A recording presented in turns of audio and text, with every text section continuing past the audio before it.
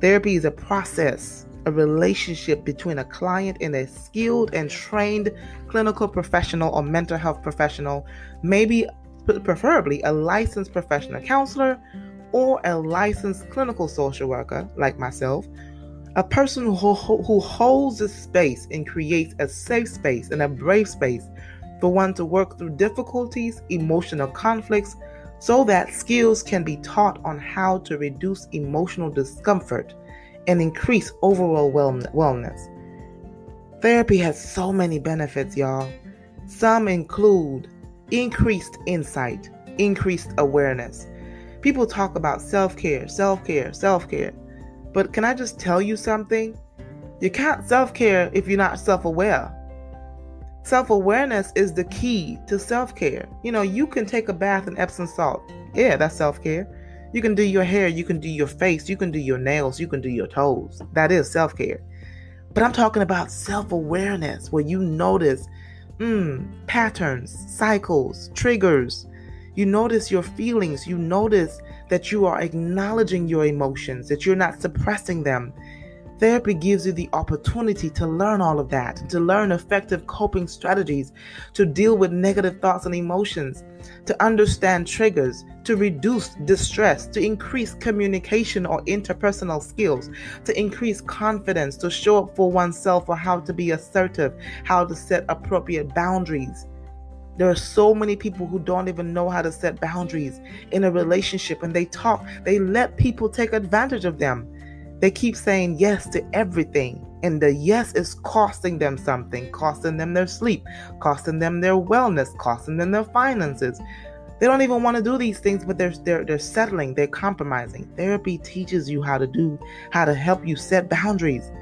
Therapy helps clients with the tools to help them gain a new perspective and find themselves.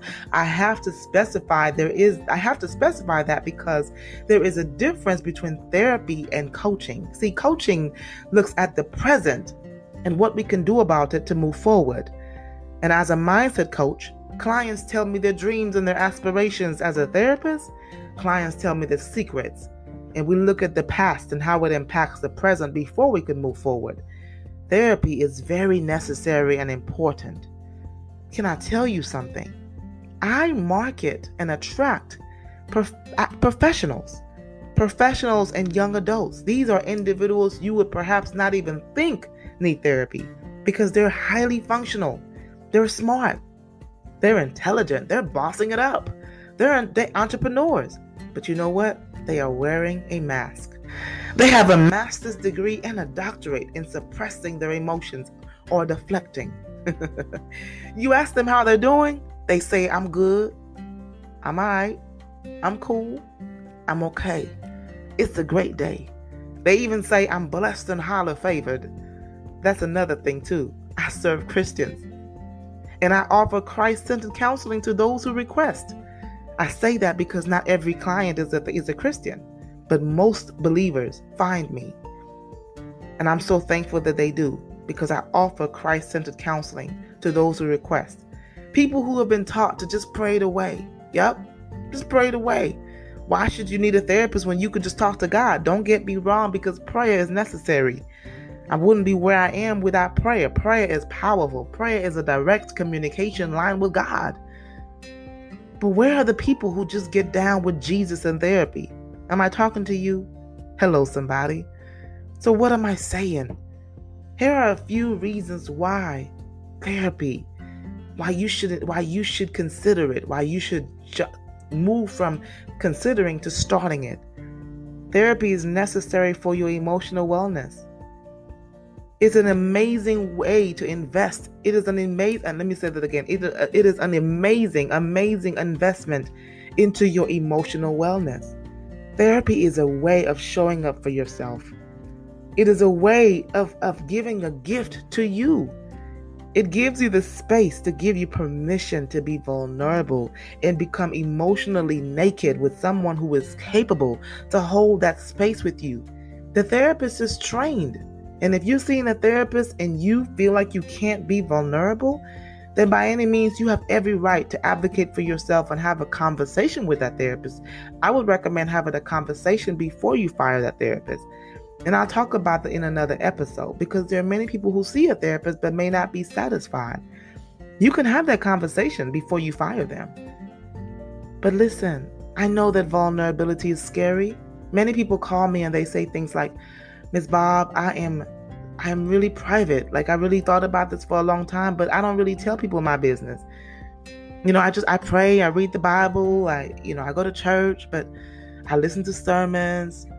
I worship, but I don't know I don't know about telling people my business. I don't know about that. And let me just tell you, vulnerability, the longer that you are keeping it all inside, the more that you are susceptible to feeling ashamed. That's what the enemy wants for you to do. He wants for you to feel ashamed. He wants for you to feel guilty. He wants for you to feel alone, that nobody will understand you, that your feelings are not valid. There are so many things that you hold on to that are narratives. And I talked about that in the previous episode. Feel free to scroll and look for that episode. But therapy allows you the space. We all can benefit from being vulnerable. Because in vulnerability, when you find a me too, when your feelings are validated, shame subsides. In fact, shame, the voice of shame no longer is loud. It is silenced. Therapy offers you the tools to help you be the better version of yourself. Who doesn't want that? Who doesn't want that? If you notice that every relationship you've had difficulties, you've had multiple marriages, multiple failed relationships, I hate to say it to you, but most times that is the other person.